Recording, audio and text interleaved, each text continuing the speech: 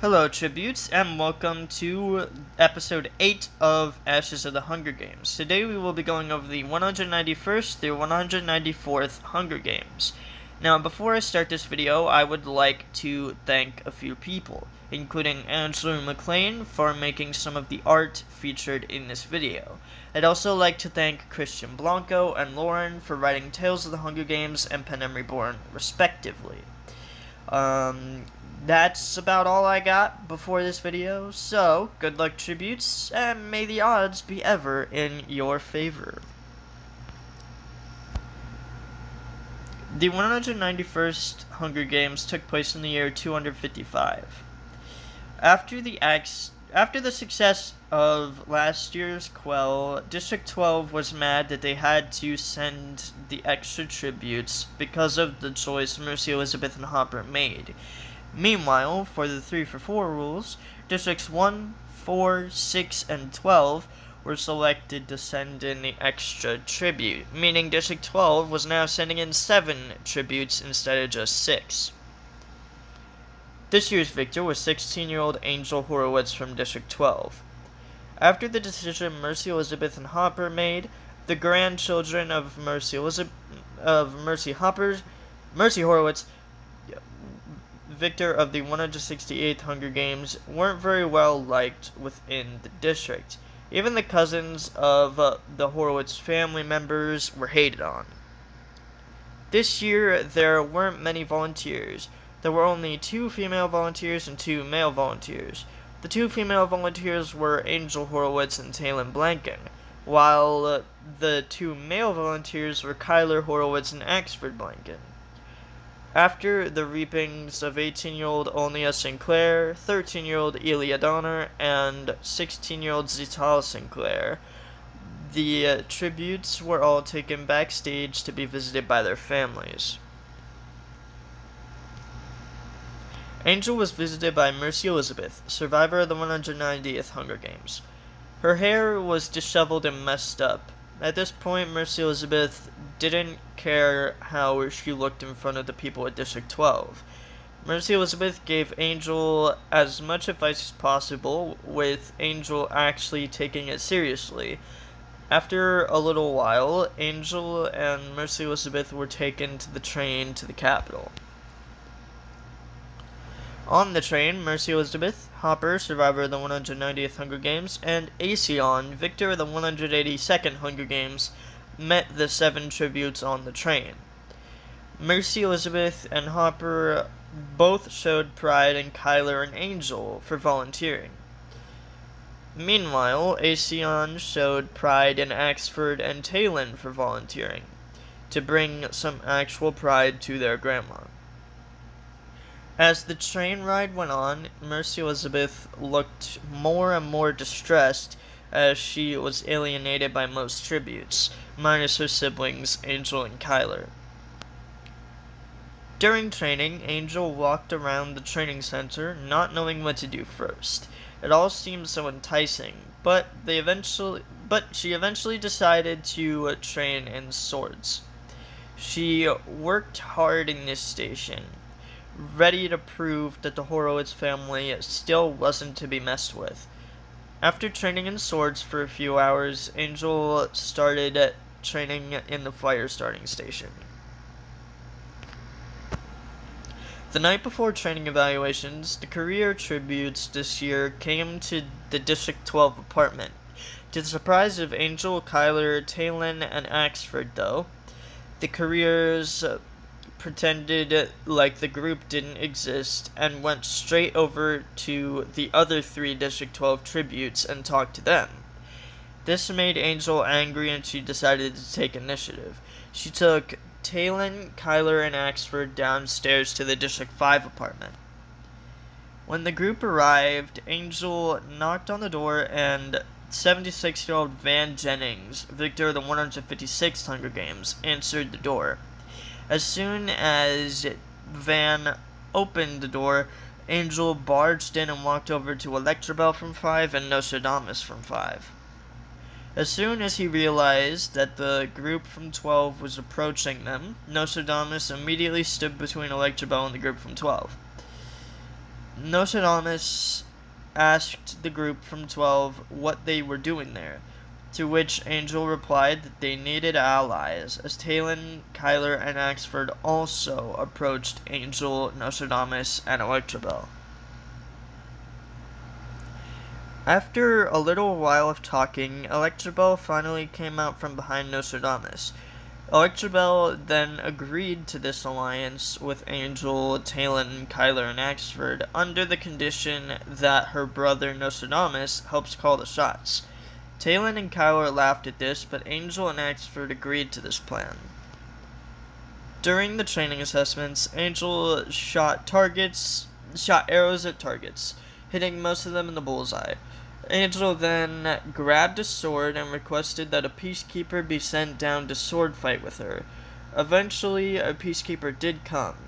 It was one of her best friends, 19-year-old Johnson Talbot. Johnson grabbed a sword with a smirk on his face before Angel suggested they do a best of 3, which was accepted by Johnson, and the pair started sword fighting.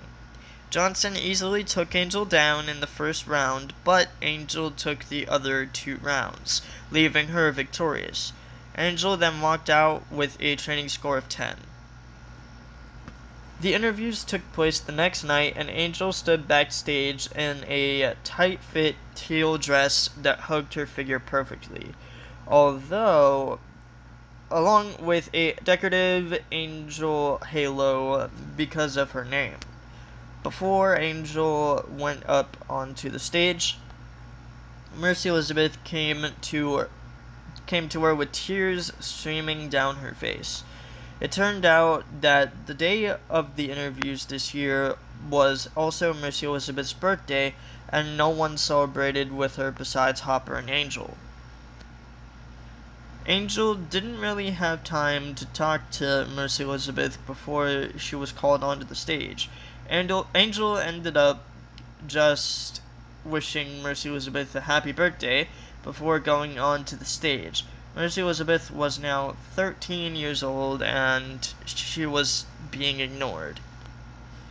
During her interview, Angel was asked questions relating to how she felt about Mercy Elizabeth and Hopper's choices they had made last year. Angel answered carefully, knowing that Mercy Elizabeth was backstage and wasn't in the best mindset already. Although Angel didn't like the decision they made, she said that she felt indifferent about the decision. After a few more questions, Angel stood up and bowed elegantly before elegantly strutting off of the stage. The next day, the tributes were taken to their lunch rooms under the arena. Angel didn't expect to be visited, considering how many tributes there were from her district this year. So, when Mercy Elizabeth came into her room relatively early, Angel was definitely surprised. Mercy Elizabeth and Angel talked for a little while about strategy and if Angel truly trusted the Fives. Angel would reply that she thought Electrabell was cute and trustworthy, while not really trusting Electrabell's brother Nostradamus. Mercy Elizabeth would nod at this before pushing Angel into her tube. Angel didn't know this at the time, but that'd be the last time she saw Mercy Elizabeth alive. The 191st Hunger Games took place in a redwood forest. The weather was clear skies. The main event was a forest fire. The games lasted for 4 days, and the notable months were woodpeckers.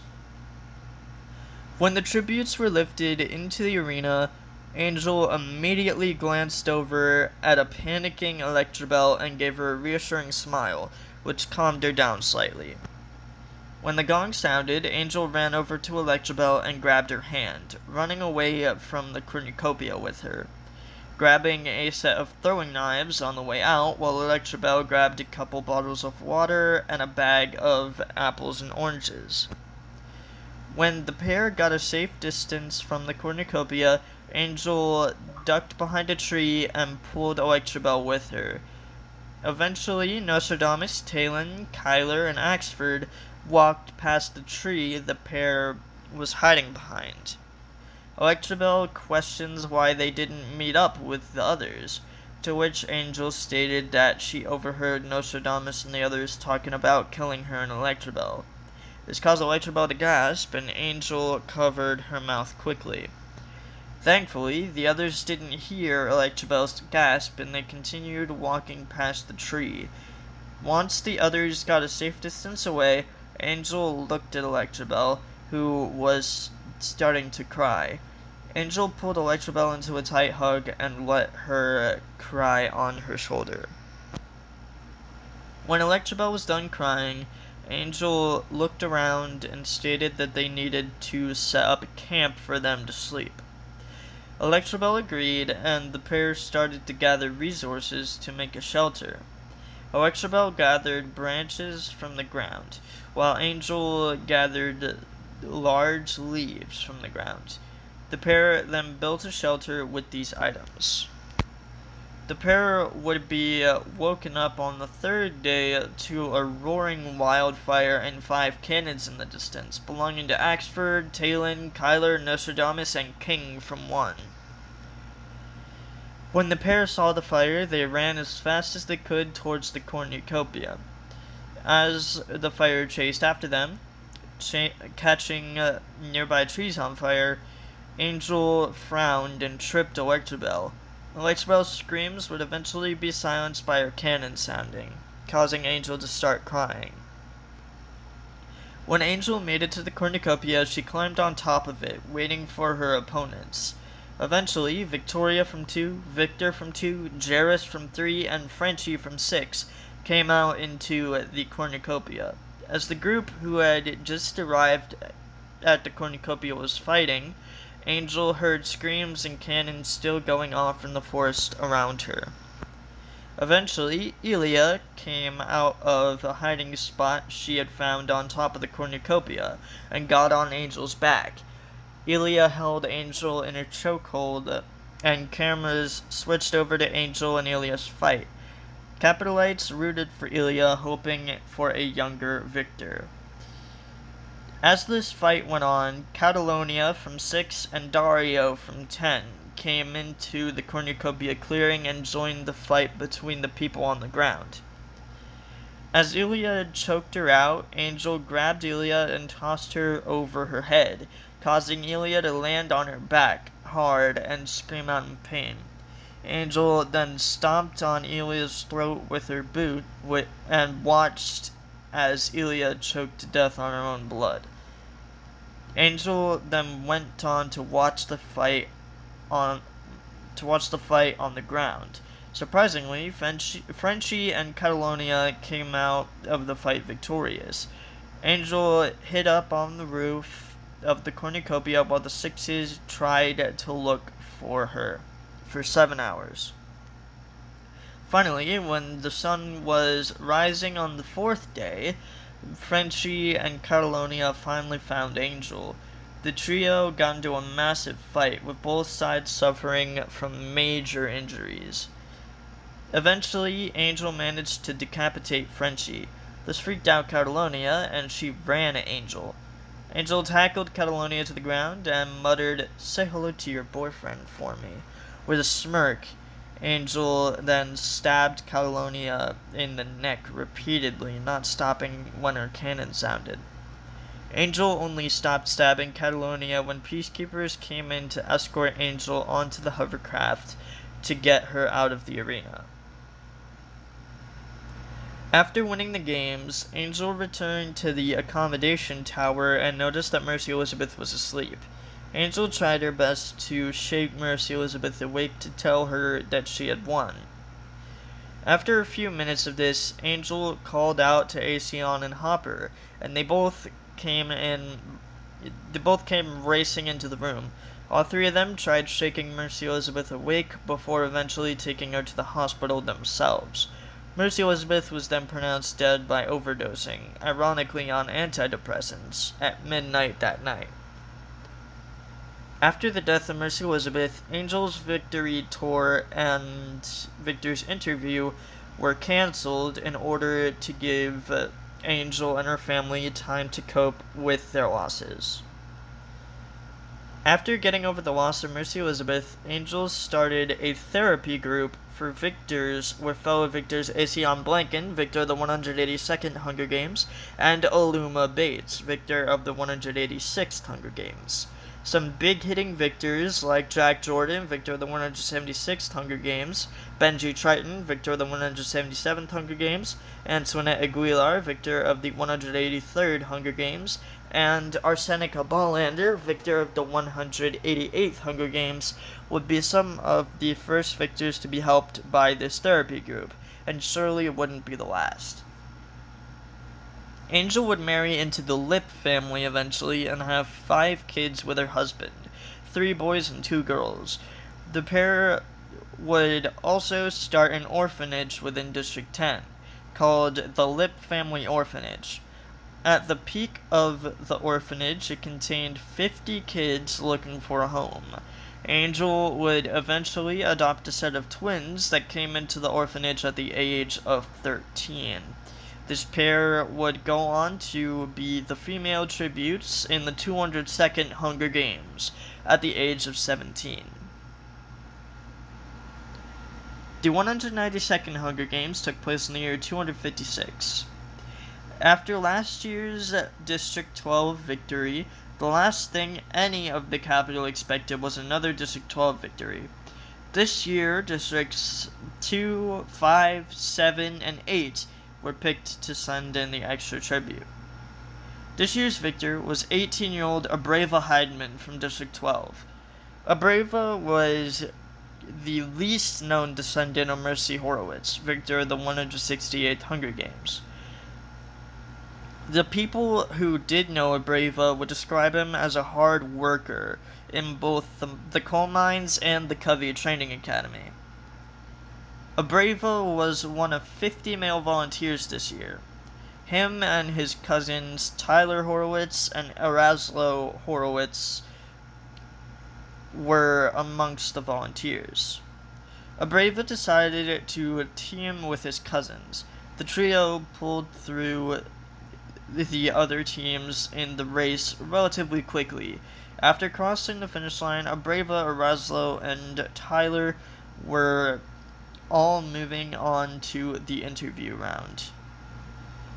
During the interview round, Abreva immediately showed immense promise to the District 12 victors Asion Blanken, victor of the 182nd Hunger Games, and Angel Horowitz, victor of the 191st Hunger Games, and Mayor Undersea. Abreva did so well at the interview stage that the interviews were cut off early by the trio of interviewers unanimously voting Abreva as the male tribute. Abreva was visited by his girlfriend, Miracle. Miracle told Abreva that she believed he could win. She had seen him training unbelievably hard for this one moment. Abreva then stated that if he won, he proposed to Miracle after his victory.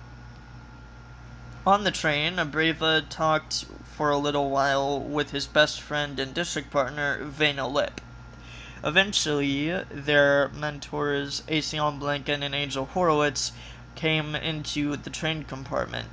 Angel and Asion asked the mandatory training questions, like if the tributes had any weaponry experience, to which both tributes responded with a nod.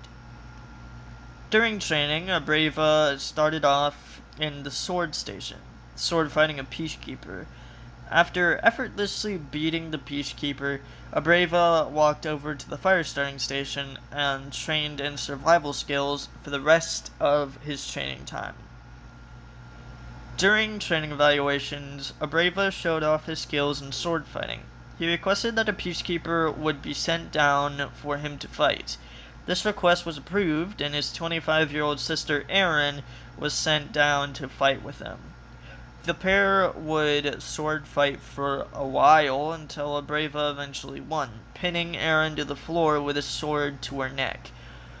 This show of talent earned Abreva a score of 11. The interviews took place the next night, and Abreva stood backstage in a teal suit with a confident look on his face. When he walked onto the stage, Abreva shook hands with Mia Flickerman, and sat down across from her. The pair talked for a while about Abreva's life as the grandson of Mercy Horowitz, and how life in District 12 was in general. When Mia asked if Abreva had anyone special waiting for him at home, he stated that his girlfriend Miracle was waiting for him, and that if he won, he wanted her to be featured in his Victory Tour poster. After stating this, Abreva got up with a smile, bowed, and walked off of the stage. The next day, tributes were taken to their launch rooms to be lifted into the arena. In Abreva's launch room, he paced back and forth until Asion came into the room. Asion told Abreva not to let his love for Vena get in between him and victory. Abreva reluctantly nodded at this before Asion pushed him into the tube and watched the glass close around him. The 192nd Games took place in fruit orchards. The weather was cloudy, the main event was sinkholes, the games lasted for 6 days, and the notable nuts were beetles. When the tributes were lifted into the arena, it was clear by the hanging fruits that the capital wanted a District 11 victory. The reasoning behind this wasn't known to Abreva, Vena, or the careers, but all of them agreed to take out the 11s instead, even though both Abreva and Vena turned down being members of the Career Alliance due to the downfall of the District 12 tributes who joined it last year. When the gong sounded, Abreva ran in and grabbed a sword and met up with Vena, who had just grabbed a pickaxe, and Minerva from 2, who had just grabbed a set of throwing knives. The trio then ran at Michael from 11. While the other careers this year, who were Dutch from 1, Duchess from 1, Georgie from 2, and Oakley from 7, ran at Denny from 11. Minerva, Abreva, and Vena easily teamed up on Michael. Minerva threw a throwing knife into Michael's back, knocking him to the ground. Abreva and Vena then ran over to Michael, and Vena stabbed him in the nuts with her pickaxe, while Abreva used his sword to decapitate Michael. Just then, Minerva, Abreva, and Vena witnessed Dutch getting killed by Denny. Minerva, Abreva, and Vena then witnessed as Denny used her scythe to kill off Duchess and Oakley at 2. As Denny stood over the terrified Georgie, Minerva ran at Denny, and Abreva and Vena right behind her. Minerva threw a throwing knife into Denny's back, causing her to fall on top of Georgie. Georgie, being only 12 years old, screamed when Denny fell on top of him. Minerva tried to help Georgie out from under Denny, but Abreva and Vena finished Denny off. After finishing off Denny, Abreva and Vena looked at the pair from 2 as Minerva tried to comfort Georgie. It was at this moment that Abreva and Vena decided to stick around with Minerva and Georgie. The group stuck together until a sinkhole claimed the life of Minerva, and Georgie ran away from the pair from 12, only to get killed on the 3rd day by Plankton from 4. On the 4th day, Abreva caught Vena crying. Abreva sat down next to Vena and put his arm around her. The pair would then go on to talk about their teachers back in District 12 school they attended together. Abreva even cracked a few jokes about the class clown in his math class, which made Vena feel better. The pair would continue talking until Vena heard a twig snap near them, and she covered Abreva's mouth.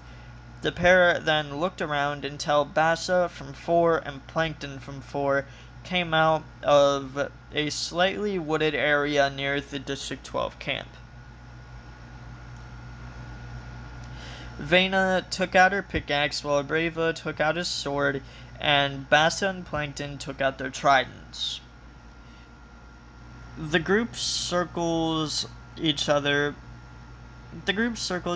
until finally striking, starting a huge fight between the 4 tributes. Capital H watched intently as this fight contained all 4 favorites for victory.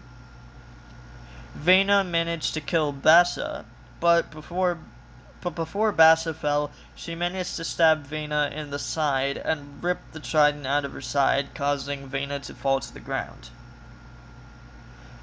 After killing Plankton, Abreva looked over to Vena, who was bleeding profusely out of the wound in her side. Abreva ran over to Vena and held her tight in his arms. Vena smiled weakly as the life slowly drained out from her. Vena squirmed in Abreva's arms as more fear started to overcome her. Vena didn't want to die, not like this. Her last words to Abreva were asking him to save her, to which Abreva replied tearfully that he couldn't, before Vena's cannon sounded. The next few days, Abreva stayed at camp, only leaving to pick up apples from the nearby apple trees. After the loss of Vena, he was a shadow of his former self. Even his girlfriend Miracle could see this fact. On the 5th day, a feast was announced. All tributes would have to return to the cornucopia in order to get something they needed. When Abreva returned, he hid in a nearby bush and watched for tributes. Eventually, he saw 6 other tributes come out of some nearby fields. These 6 tributes were just 6 of his 8 remaining competitors. Acera from 3, Contra from 5, Delilah from 5, Denver from 6, Oak from 7, and Burchetta from 7. After a little while of this obvious alliance and grabbing stuff, 2 more tributes came from the distant wooded area. These 2 tributes were Callie from 6 and Tiger from 10. Callie and Tiger were holding hands as they ran past the bush Abreva was hiding in. Abreva watched as the couple bravely fought against the outliers and 7s. Callie and Tiger actually managed to kill Acera, Contra, and Burchetta before needing to retreat with their bags. When the cornucopia was clear, Abreva ran in and grabbed his bag before noticing something, or rather, someone. It turned out that there was a miscalculation in the remaining tributes, as he had completely forgotten about Nina for mates. Abreva immediately noticed how scared Nina was, so instead of attacking her, he talked to her calmly and helped her out of the cornucopia and gently gave Nina's feast bag to her, hoping not to run into her again. Nina then ran away, hoping not to run into Abreva again. Over the night, 5 cannons went off. These 5 cannons belonged to Oak, Denver, Delilah, Tiger, and Callie. All 5 of these tributes had formed suicide pacts with their allies. Callie and Tiger died together, and Oak, Denver, and Delilah died together. Now it was just down to Nina and Abreva. As the sun came up on the 6th day, Abreva and Nina went to the cornucopia to fight.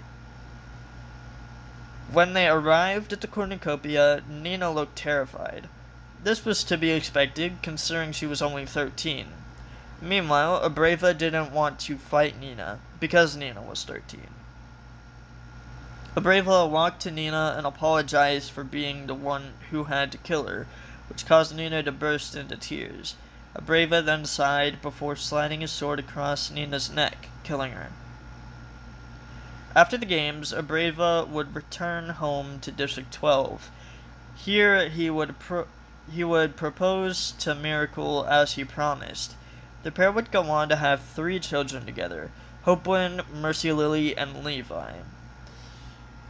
Hopewin would go on to be the last killed tribute in the later games. The day after Abrave's victory, President Flickerman came onto the Capitol stage in order to make a few changes to the games. He first started by stating that a war was being waged on France and the United Kingdom in order to get the old Districts 14 and 15 back. He then continued by stating that the 3-for-4 rule would change a little. The name would change to the 3-2-4 rule, and what would happen is, instead of drawing the 4 districts from one large reaping bowl, it would be drawn from 2, resembling a male and female reaping bowl. The 2 districts drawn from the female reaping bowl would send in an extra female tribute specifically, and the 2 districts drawn from the male bowl would be doing the same with an extra male tribute. It's also possible for one district to be picked from both bowls, meaning they'd send in an extra tribute of both genders. The 193rd Games took place in the year 257. After last year's games, Panem got into a war against France and the United Kingdom. It became evident that they wanted Districts 14 and 15 back.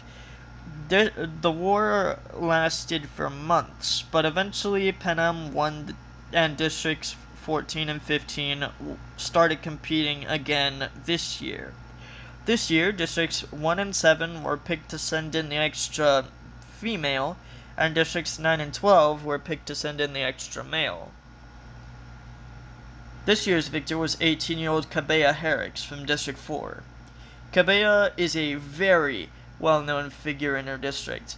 Kabea is known for theoretically perpetrating the murder of a 20-year-old girl, Chelsea Del Sol. Although Kabea was favored by the peacekeepers for her looks and therefore was found innocent, the people of District 4 are still doing whatever they can to prove she did it.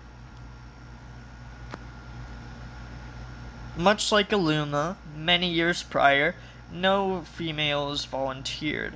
Eventually, so that Abrava wouldn't have to pick out a name, Kabea herself volunteered as tribute. After the reaping of 14-year-old Finnick Del Sol, Kabea and Finnick were escorted into the backstage area in order to be visited by their friends and family. Kabea was visited by her younger brother, Kraken. Kraken was only 5 at the time, so all he could do was hug Kabea and cry. After a few minutes of this, Kraken was escorted out of the room. Kabea would then look around before Finnick's older brother Sebastian came into the room and pinned Kabea against the wall. Sebastian claimed that Kabea had killed his sister and began to choke her out. This occurred until peacekeepers came in and beat Sebastian within an inch of his life before taking him out of the room and taking Kabea to the train. On the train, Finnick and Kabea glared at each other for most of the time until Brooke Barakoy, victor of the 172nd Games, and Corinne Brindisi, victor of the 181st Games, came into the main train compartment. Brooke and Corinne immediately noticed the tension between Kabea and Finnick. The pair of mentors immediately separated the pair, not wanting to recreate the happenings of the tributes in the 190th Games. Brooke took Kabea to the gym in the back of the train, while Corinne took Finnick to the dining cart about halfway to the front of the train. This year, the training was being held how it used to be held while President Flickerman was in the hospital, and previous President Pontus Vesta took over for this year. During During training, Kabea wasn't allowed into the Career Alliance, a mistake the careers would regret dearly. Instead, Kabea hung out with Amazon from 3, Data from 3, Bella from 5, Austin from 6, Georgina from 8, and Ebenezer from 9. Kabea would end up forming an alliance with these 6 tributes. While training went on, Kabea took the lead of the alliance, while Finnick took the lead of the careers. The hatred between Kabea and Finnick would become evident when both alliances went to train in the Trident Station. Kabea and Finnick would start fighting, with Finnick beating Kabea within an inch of her life, just like the Peacekeepers did to the older brother. The only reason why Finnick didn't kill Kabea right there was because Brooke and Corinne got into the training center and broke the pair up. During training evaluations, Kabea was in hospital and wasn't allowed to attend. So, instead of grading her based off of her performance in the assessments, she would be rated on her performance during training. With her amazing display of both survival skills and weaponry skills during training before the fight with Finnick, she gained a training score of 10. The interviews took place the next night, and Kabea stood backstage in a light blue dress and a navy blue cast on her arm and a cute pink eye patch. After Finnick's interview, Kabea walked onto the stage with grace and confidence. During Kabea's interview, her questions were targeted towards if she actually killed Chelsea, Finnick's sister. Kabea constantly had to state that she was innocent, to the sound of Finnick's yelling backstage. After the interview, Kabea stepped off of the stage, and Finnick grabbed her and pinned her to the ground. He pressed his hands down on Kabea's throat until Brooke and Corinne broke them up again. The next day, the tributes were taken into the launch rooms underneath the arena. In Kabea's launch room, Kabea was given a cast and an eye patch that matched with the arena clothing. As the nurse was putting the new cast on Kabea's arm, Brooke came into the room. As Kabea was taking off her pink eye patch, Brooke became visibly sick until Kabea put the new eye patch on. After getting dressed, Kabea and Brooke talked about a few more things about strategy before Brooke ushered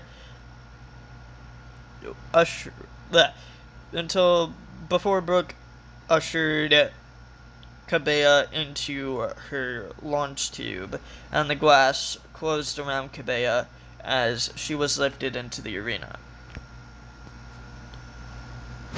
This year's games took place in a galaxy globe. The weather was clear skies. The main event was a spinning globe. The games lasted for 3 days, and the notable months were aliens. When the tributes rose into the arena, Kabea looked around as the tributes were inside of a space station. Behind Kabea was a large window into the outer space. When Kabea looked to her left, she saw Renee from 15, with the light hitting her just right. In an interview after the games, Kabea did admit that it was at that moment that Kabea started to gain feelings for Renee, even though she never met Renee before that moment. When the gong sounded, Kabea ran into the cornucopia. Kabea went to grab a trident, but ended up grabbing the same trident that Renee went for. This caused the girls to blush before Kabea got tackled to the ground by Finnick, who was holding the other trident. Before Finnick could plunge his trident into Kabea's neck, Renee stabbed Finnick in the back, impaling him. Finnick then fell off of Kabea, and Kabea looked up at Renee. Renee looked down at Kabea for a few minutes before Renee's allies, Edmund from 14, Annabella from 14, and Jamal from 15, approached her and dragged Renee away. Kabea then got up and went over to her remaining allies, Dada, Bella, Georgina, and Ebenezer, and ran away from the cornucopia with them. A little later that night, Kabea and her allies heard a scream nearby. This immediately put Kabea and the others on high alert. Eventually, Renee comes running into their camp, tears rushing down her eyes. When Renee noticed the others, she immediately got scared. She begged the group to keep her alive, saying in French that her allies were killed by the couriers. Kabea's allies didn't understand the French that Renee was using. This begging went on until Kabea returned to the others after going to the bathroom. Kabea then realized that it was Renee, the girl who had saved her. Kabea said this to her allies, and they all agreed to let Renee into the alliance. As the next day went on, Kabea and Renee got super close. Eventually, Kabea and Renee left the group in order to go to a more private location. After Kabea and Renee snuck away from the group, however, the ground started to shake. Most tributes thought it was an earthquake, although it wasn't on Earth. Some tributes could hear a machine-like noise accompanying the shaking, and so they knew something was off. Just then, as tributes took cover, the arena started to spin, slowly at first. The slow spinning would actually allow tributes to stand, thinking the event was over. This included Bella and Georgina, who were also away from the alliance, getting intimate like Kabea and Renee were. When the speed of the spinning increased, Bella and Georgina were tossed off of their feet, and Bella was even launched through a window, killing her instantly. Georgina was then launched through the hole in the window, killing her instantly as well. After the arena stopped spinning, Kabea and Renee stood up and decided to try to find the others. Kabea and Renee thought that when they found the group, all the members would still be there. When they found Dada and Ebenezer, they both seemed super shook up. Dada went on to say that they saw Bella and Georgina getting launched into space by the event, which scared Kabea and Renee. After a few more minutes, the group heard strange noises coming from around the corner. Ebenezer decided that he'd investigate the sound. As he rounded the corner, though, the rest of the group heard his scream and his neck snapping. This scared the girls and caused them to run away. As the girls ran, Dada looked behind them at what was chasing them, only to see an alien right on their tails. Dada would scream and continue running after Kabea and Renee. When the alien got close enough, it grabbed Dada and dragged her away to the sound of Dada screaming, being cut off by her cannon as the alien ate her. Kabea and Renee figured the aliens were chasing the tributes back to the cornucopia, so Kabea and Renee ran straight over to the cornucopia, being the first tributes to arrive there. Kabea and Renee would climb on top of the cornucopia structure and wait for the other tributes. As the pair waited, they'd share an intimate kiss. As the next day arrived, the rest of the top 10 tributes arrived. Eloquence from 1, Tiana from 1, Nicasius from 2, Nash from 5, Oakland from 7, Sequoia from 7, Sigmund from 9, and Tanner from 10. Most of these tributes were in the Career Alliance, minus Nash and Sigmund. Nash and Sigmund were easy kills for the Careers, as Kabea and Renee watched from the top of the cornucopia. The Careers then started to fight each other. Oakland, Sequoia, and Tanner teamed up on Eloquence, Tiana, and Nicasius in order to kill them. After this occurred, the games were now down to the top 5. Kabea from 4, Oakland from 7, Sequoia from 7, Tanner from 10, and Renee from 15. Oakland, Sequoia, and Tanner then started to fight each other. Oakland pinned Tanner to the ground and started to choke him out. She only stopped when she received his sword through the back of her neck. Sequoia then muttered that Oakland was a kinky bitch, before stabbing her sword through Tanner's neck as well. Just then, Kabea and Renee jumped off of the cornucopia, with Kabea landing right on top of Sequoia, knocking both of them onto the floor. Sequoia got up first, punching Kabea in the face.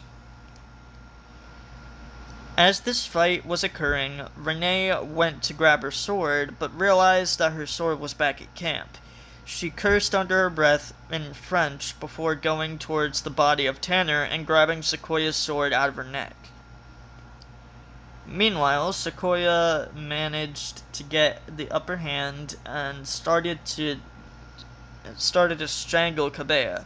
As Kabea was starting to lose consciousness, Renee threw Sequoia's sword to Kabea, and she caught it, stabbing Sequoia in the hand. Sequoia screamed out in pain and released Kabea. Kabea then swung the sword through the air again, slicing open Sequoia's lower leg, causing her to scream in pain and fall to her knees. Sequoia then looked up at Kabea with tears in her eyes.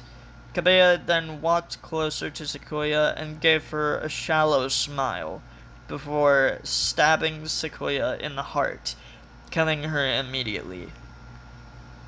Kabea then looked over at her final opponent, Renee Delacroix.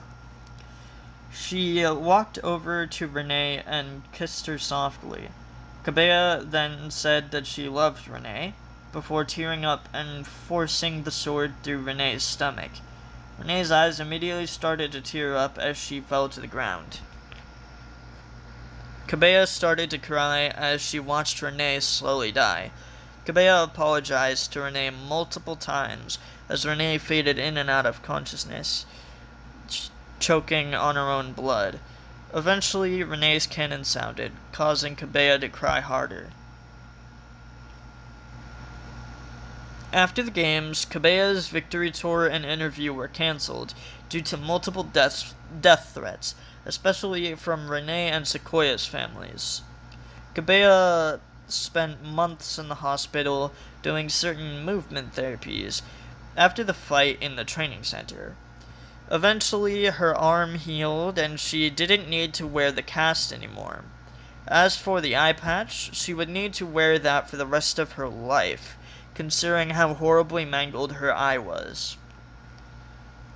Eventually, Kabea went back to District 4, where she admitted to killing Chelsea.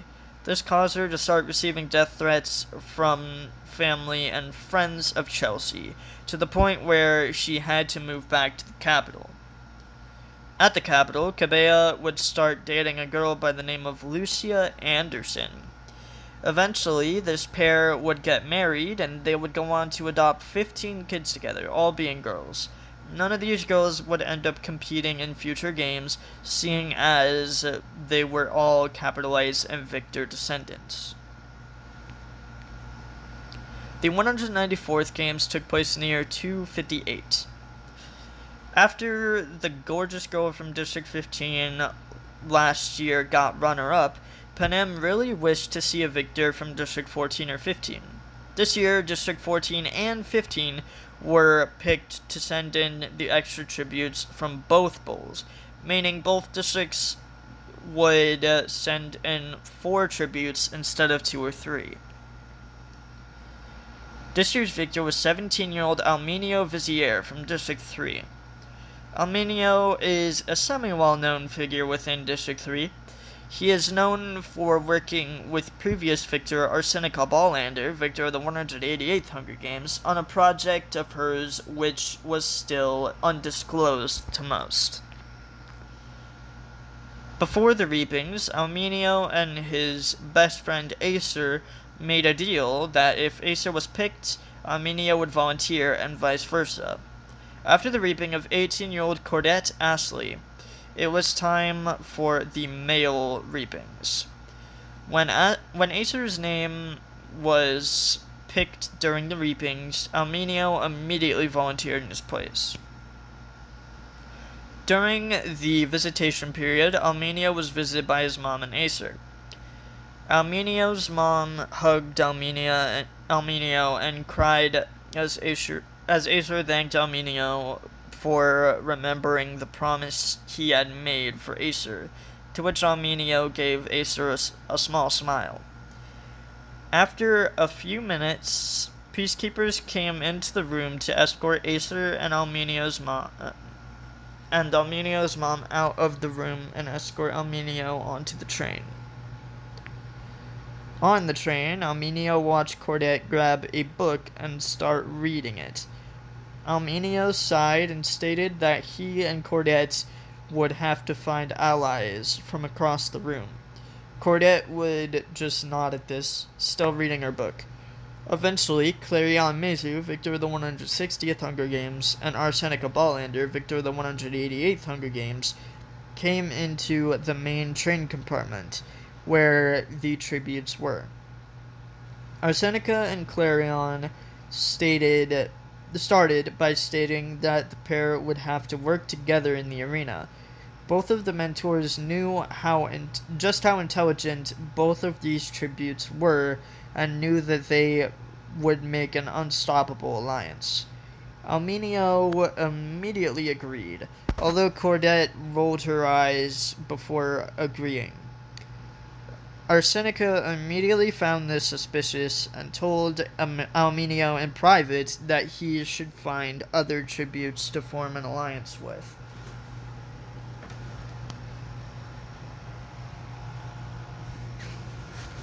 During training, President Flickerman was still in the hospital and President Vesta was still in the lead of the country, meaning training was still done together.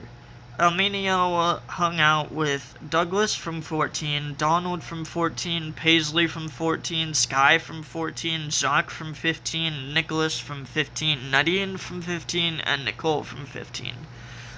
This group would form a surprisingly strong rapport, and would eventually form an alliance. Every now and then, Armenio would catch Sky staring at him, but he didn't confront her about it, and just kept the fact that he knew she was staring a secret. During the training assessments, Armenio showed off his skills in poisonous plants and insects. At this station, he easily got a 100% score, looking up at the evaluators who were bored. Armenio sighed and bowed to the evaluators and left the room. Armenio ended up with a score of 6. The interviews took place the next night, and Armenio stood backstage wearing a yellow suit. When he looked back at his allies, Sky was staring again, which made Armenio smile. After the boring interview of Cordette, it was Armenio's turn. When Armenio walked onto the stage, he was met with cheers and applause from Capitol people who wished Armenio's interview would be more fun. Armenio's interview started off well. He answered Mia's questions with confidence and grace. It was at the last question where Armenio faltered a tiny bit. The last question was if Armenio had anyone special waiting for him at home, to which Armenio was silent for a bit until finally stating, "Not at home."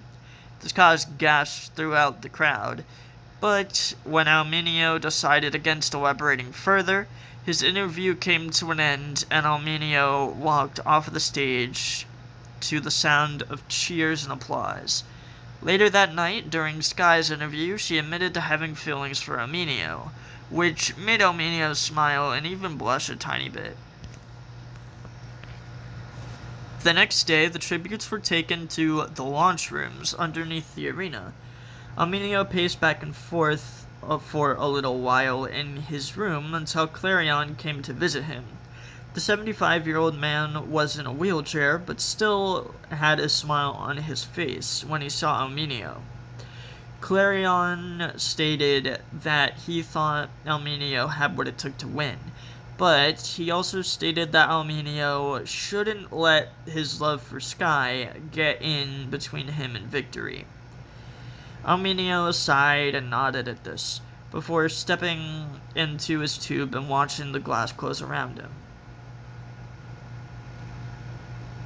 The 194th Hunger Games took place in a wheat field. The weather was rainy, the main event was a tornado, the games lasted for 3 days, and the notable months were scarecrows. As the tributes rose into the arena, they looked around at massive fields of a smokable plant known as weed surrounding the cornucopia. Elmenio and his allies surprisingly knew what these plants were, all members of Elmenio's alliance except for Sky, to be exact. When the gong sounded, Elmenio ran into the cornucopia with Sky and Jacques, along with the careers. Elmenio quickly got to the cornucopia, surprisingly arriving there first. He then grabbed a knife as Lucker from one grabbed a sword, and Lucky from one grabbed a knife, too. As Elmenio saw Jacques and Sky motioning for Elmenio to follow them, he was going to until Dory from 4 tackled Elmenio to the ground, while Lucky and Lucker chased after Sky and Jacques, forcing them to run away from the cornucopia and leave Elmenio to fend for himself. Dory lifted her trident above her head and brought it down onto Elmenio's shoulder. Elmenio screamed out in pain, not wanting to die now in this way. Just then, Darcy from 6 tackled Dory off of Elmenio, and Bellamy from 6 helped Elmenio up to his feet. As Darcy stabbed Dory in the throat with a pickaxe she had grabbed, Bellamy stated that they saw how good Elmenio was with the poisonous plants and insects, and they hoped to join his alliance with the 14s and 15s. Elmenio thought about this for a moment, not really sure if he should trust the 6s, until he realized that the 6s had just saved his life. So, against his better judgment, Elmenio let Darcy and Bellamy join him to go find the others. Eventually, Elmenio, Darcy, and Bellamy found the others in a barn in the southern portion of the arena. Elmenio had to explain to the others why Darcy and Bellamy were there, but when he explained that they saved his life, the others accepted Darcy and Bellamy into the alliance. That night, Elmenio, Darcy, Bellamy, Sky, Paisley, Douglas, Donald, Nadine, Nicole, Jacques, and Nicholas talked about their lives in their respective districts. Nadine and Nicole talked about how they each knew each other before the games and dated for a while even. As the group was about to sleep, they heard a blood-curdling scream followed by a cannon. This sound sounded like it came from somewhere nearby. The cannon was revealed to belong to Jaha from 8 when he ran into a scarecrow, who killed him by ripping his whole body in half. Elmenio took the first watch that night, and as he stayed up watching, he heard a crashing sound above him, and the group, as if someone had fallen to the ground. Elmenio decided to wake up Bellamy and Nicholas in order to go with him to investigate the sound. When the trio of boys got onto the floor above their camp, they saw the silhouette of a person running behind the boxes in the back of the room. Elmenio, Bellamy, and Nicholas looked between each other before deciding to sneak up on the person. As the trio snuck through the room, they heard footsteps running across the floorboards. Just then, Alminio heard the footsteps fast approaching the trio from behind them. Alminio, Bellamy, and Nicholas quickly turned around to see 12-year-old Monty from 10 running at them with a scythe in hand. Alminio dived in front of Bellamy and Nicholas, letting Monty stab him in the shoulder. As Alminio screamed out in pain, Nicholas grabbed Monty's arm and threw him over the edge of the balcony onto the floor where their camp was. Alminio, Bellamy, and Nicholas then ran down to the camp and saw Monty on the ground, gasping for air. Before Nicholas could finish Monty off, though, Alminio stopped him and walked over to Monty. Alminio then proceeded to give Monty a bottle of water and a piece of bread before telling him to run before he changes his mind. This caused Monty to run away, not wanting to know what Alminio and the others would do to him if he stayed. The next morning, when the others woke up, Skye treated Alminio's wound from last night's attack. As Skye was treating his wound, though, Alminio gave Skye a few compliments about how pretty she was, and how nice she was for doing what she was doing at the moment. These compliments made Skye blush a bit. After Skye was done treating Alminio's wound, however, Alminio kissed her. The pair would then sneak off to get intimate. They went up to the floor above them, where Monty had been the night before. The pair then got intimate as sunlight burst through the window up where they were. As the sun was setting that night, Alminio awoke and looked over at Skye. He realized that he was starting to get attached to Skye and decided to leave. As Skye slept with a smile on her face, Alminio snuck away from the camp, telling Bellamy, who was on watch at the time, that he was going to go look for food. As Alminio wandered, he saw Maya and Deshawn, both from 11, as well as siblings Abby and Levi, both from 12, fighting each other. Alminio hid behind a bush nearby to this fight, as Abby killed Maya with her own sword. Levi gets tackled by Deshawn. Before Deshawn could swing his scythe at Levi, Abby tackled him off of Levi.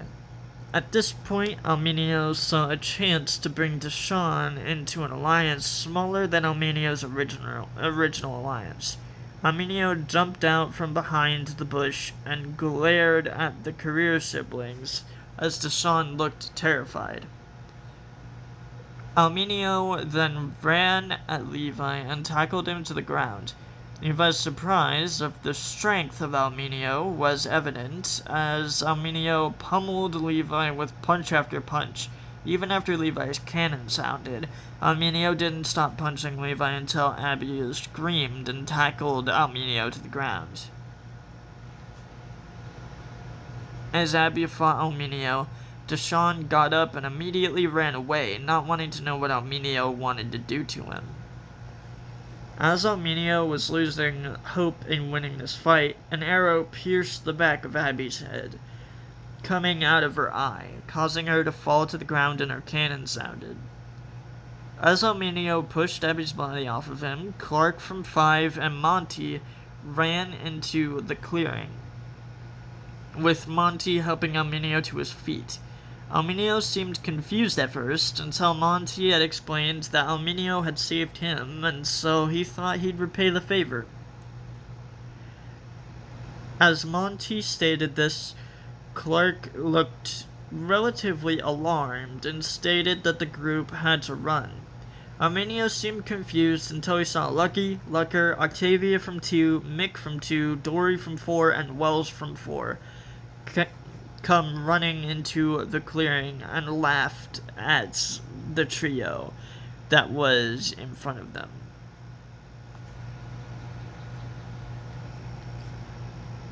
As the career group was preparing to attack the trio of outliers, a loud scream followed by a cannon were heard nearby.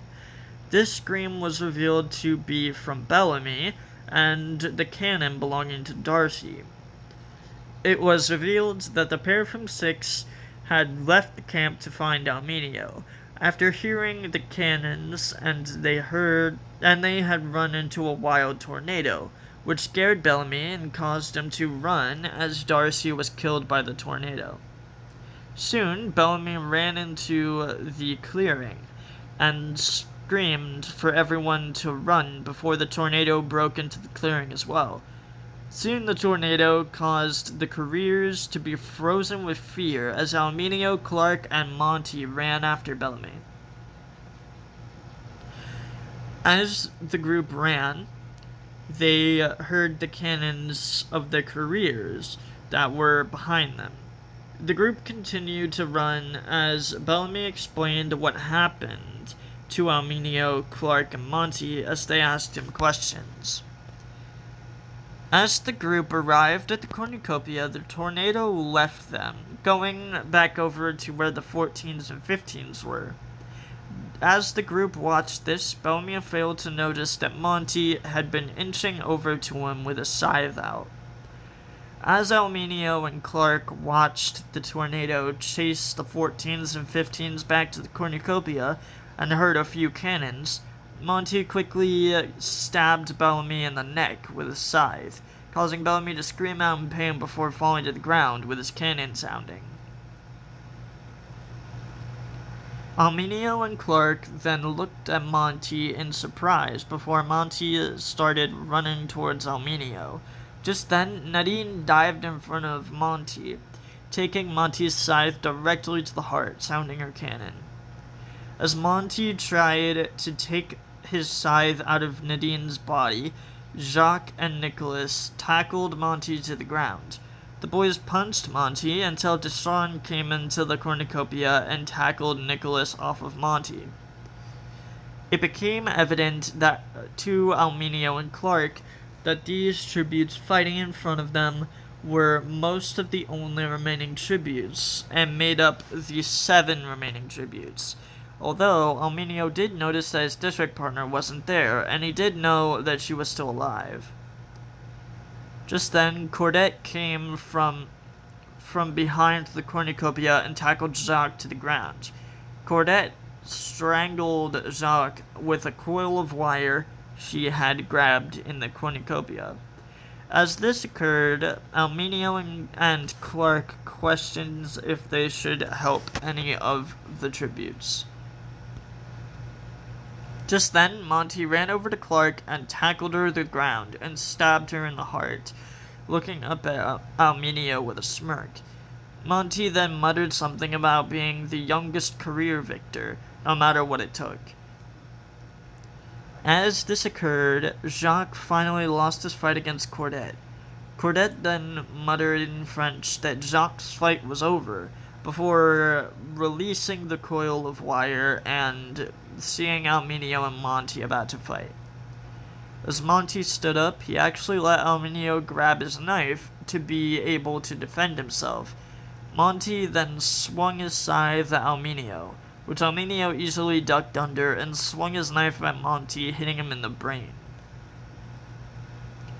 Monty started to shake, feeling immense pain all over his body as Almenio twisted the knife. Monty finally fell. His cannon sounded just 2 seconds later. As Deshawn finally beat Nicholas, it was down to the top 3. Cordette Ashley from 3, Almenio Vizier from 3, and Deshawn Creed from 11. The trio all looked between each other. This moment was quite tense in the viewing square, as all 3 of these tributes had become firm favorites.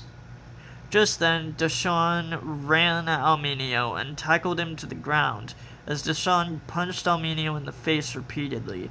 Almenio was trying to reach his knife, which he had dropped when he was tackled. Just then, a cannon sounded. Deshawn looked confused as he looked over at the dead body of Cordette, who had clearly committed suicide. Almenio then saw this as his chance to get the upper hand. Alminio punched Deshawn in the side of his head, knocking him off of him. And Alminio grabbed his knife as he rolled on top of Deshawn. As Alminio attempted to bring his knife down on Deshawn's head, Deshawn grabbed Alminio's arm, holding the knife away from his own face. Alminio used all of the strength to push the knife closer to Deshawn's face.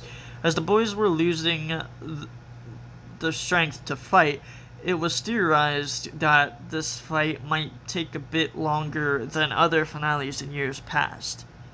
To make things more interesting, head game maker Leviathan Alfayed decided to set fire to the weed behind the tributes in order to have fun with this arena.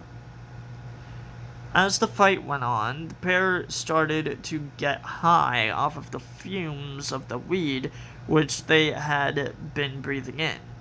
Eventually, both tributes fell to the ground in hysterics. Deshawn seemed to have completely forgotten where he was. Meanwhile, Alminio, on the other hand, was just pretending. In a show of heightened intelligence, Alminio stood over the laughing Deshawn, knife in hand. Deshawn kicked and wheezed as he laughed harder and harder. Just then, Alminio brought his knife down into Deshawn's brain, killing him immediately, making Alminio the victor of the 194th Hunger Games. After the games, Alminio's victory tour and interview were cancelled due to death threats from home and from District 11. It was decided that, in order to keep him safe, Alminio would have to remain in the capital. After a few months, Alminio met his future wife, Ophelia Bell. Alminio and Ophelia would get married during the 200th Hunger Games, and were going to have 5 children together, 4 girls and a boy. None of their children would go on to compete in future games. So yeah guys, that is the end of this video. In the next video, we will be going over the files of the 195th Hunger Games, and just like the 180th, just like the 190th, it'll be split into multiple parts. Canonically, you'll see why when we get there, but anyways, so that's everything I have to say here. Oh, and by the way, 2 episodes from now, during episode 3 episodes from now, including the 195th games and all of its episodes, 3 episodes from now, after the 200th games files is read, I will be doing a Q&A. I have already made a post about it, so if you guys have any questions you want to ask about my Ashes of the Hunger Games series, then go on and ask them in the comments of that post. And also in the comment section of this video, if you wish. And yeah, but anyways, the next video we will be reading the files of the 195th Hunger Games. Anyways guys, I hope you guys enjoyed this video, and if you did, then slap that like button. And as always, stay awesome, and good luck tributes, and may the odds be ever in your favor. Bye.